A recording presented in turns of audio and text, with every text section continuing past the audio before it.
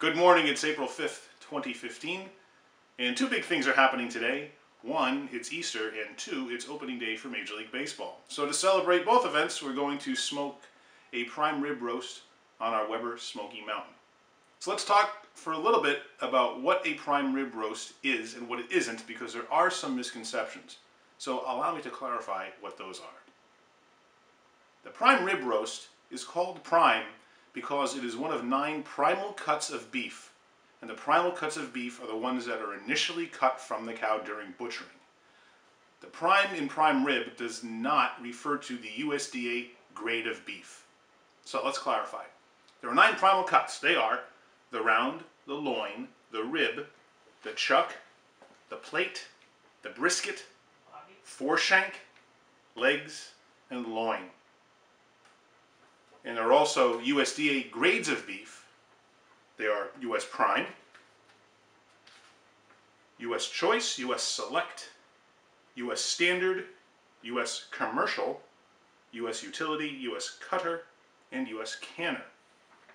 Anything below Select generally is not available for retail sale, and this is used in the packing industry. So you can have a prime rib roast that's a USDA grade Choice, for example. You can also have a prime rib roast that's USDA grade Prime. In the U.S. beef market, less than 3% of all beef is graded U.S. Prime. Most of that beef goes to the restaurant industry. What's left is available for retail sale. So people like you and I have very limited selection in what we get for U.S. Prime grade beef. So it's usually pretty expensive. But lately there's been a glut of beef on the market, so it's been driving prices down, but that won't last long. But we can take advantage of that because it allows us easy access to what most people believe is the best cut of beef you can possibly get, the standing rib roast, or the prime rib roast. And the reason it's called standing rib roast is because you can actually stand the roast up on the ribs and keep the meat from touching the pan during a cooking process. And from the prime rib roast, you can also cut the ribeye steaks. So this chunk of wonderfulness was just washed and ready for the rub to be applied. But let's take a look first at why prime grade beef is so good and the criteria that they use to judge what is prime grade. Prime, well, any USDA grade beef is judged on 2 primary categories. One is the age of the cow and the other is the marbling, or the fat content in the meat. And you can see what looks like wonderful marbling here.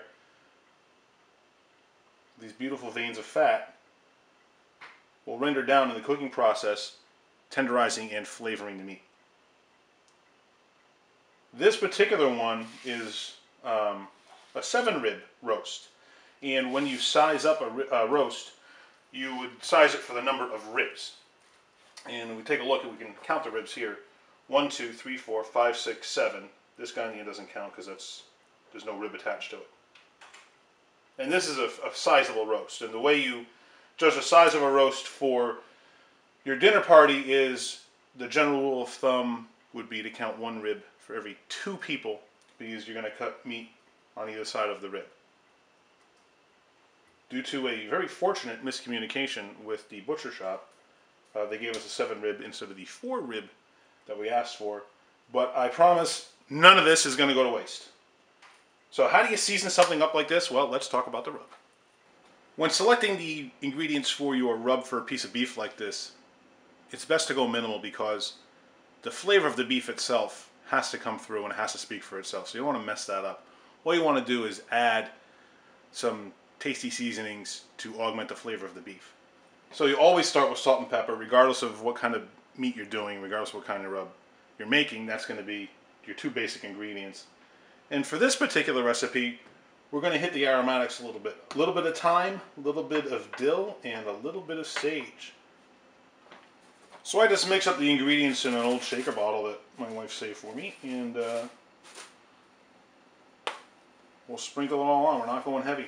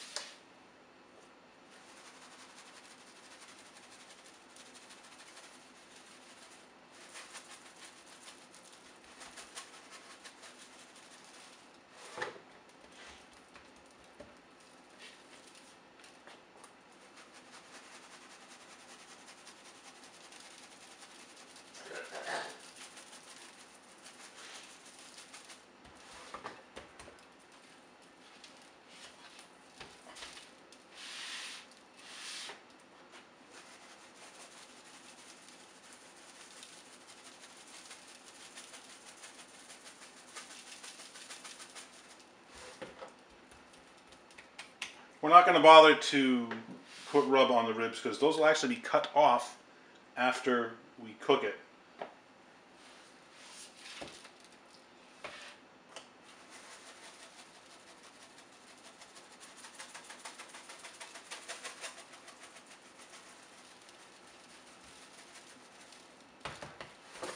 And that is a nicely rubbed prime rib. So we're going to cook this bad boy for 3.5 to 4 hours with a smoker temperature at about 225 until we get an internal meat temperature of 135. Let's go put it on the smoker. The meat and the smoker are ready, so we're just going to put the meat on, stick the probe in, set our thermometer, and then regulate the temperature. What we're going to do is maintain the bottom air intakes to regulate the temperature. We're going to leave the top vent open all the way. So we're going to start with the air intakes around 1/4 to half of the way open, and then we'll adjust it as necessary.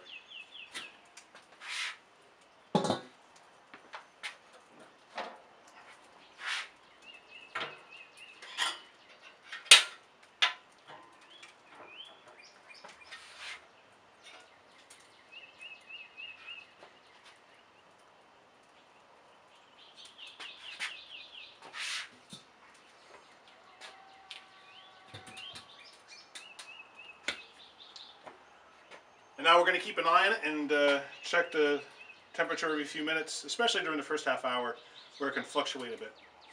And then we're not going to lift the lid until the temperature gives us the reading that we're looking for. Because remember this, if you're lifting the lid, you're cutting down on your temperature internally, so you're going to have to increase your cook time. So if you're looking, you're not cooking. It took a little over 4 hours, but the temperature just reached 135, so let's see how it came out. It looks perfect. The fat cracked just like you'd like it to, and things look great. So we're going to take it off the smoker, double wrap it in foil, insulate it, and let it rest.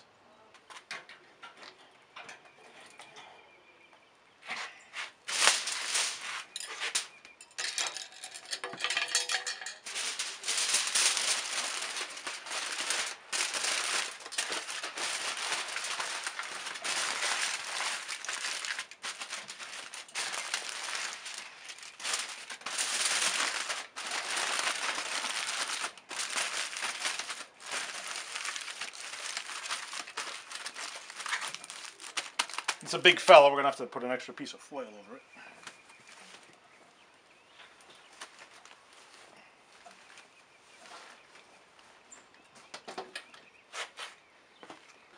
Okay, so the first cut is going to be remove the ribs. So we're going to cut down this way and then follow the ribs along and remove them.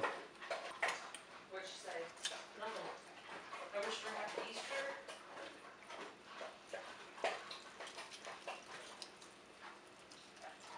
And she said, you too long, and I wrote, your company now, we'll chat later. Too long, and then she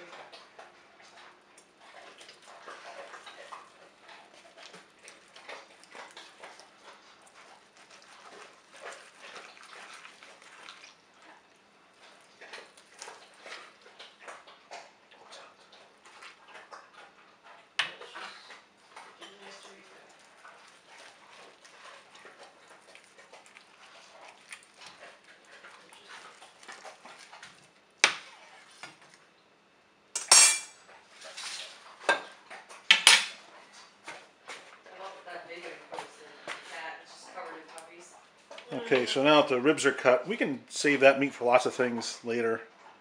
Put it in a soup or stew or just eat it off the bone. So that'll be a meal. Delicious.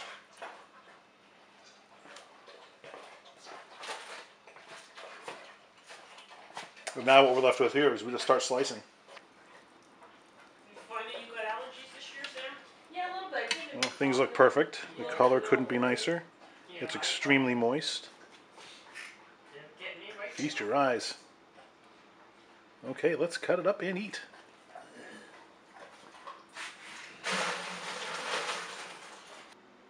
Another meal on the smoker, another success. Everything came out great, and my stepdaughter Samantha made some terrific roasted asparagus, seasoned beautifully, and some terrific mashed potatoes. So it was a terrific meal all around. Everyone enjoyed it, and we have plenty left over. So it'll keep feeding us for quite some time. Catch you next time.